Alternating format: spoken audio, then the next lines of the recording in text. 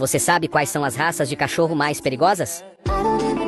Cane Corso é uma raça canina de grande porte. É valorizada no país nativo como cão de guarda de fazendas e cão de caça de javalis, além de ser o segundo cachorro mais forte do mundo.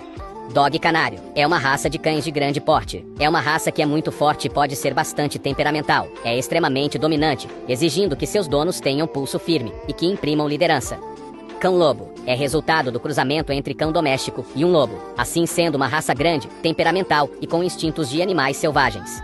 Mastim Tibetano, uma raça de porte grande, que inicialmente era utilizada como cão guardião de gado, são bastante protetores com quem considera parte da sua matilha, podendo ser bastante agressivo com estranhos. Kangal, o cão com a mordida mais forte do mundo, além de ser um gigante podendo chegar a 80 centímetros, é bastante temperamental, podendo ser agressivos com animais ou pessoas consideradas estranhas para ele. Siga para mais.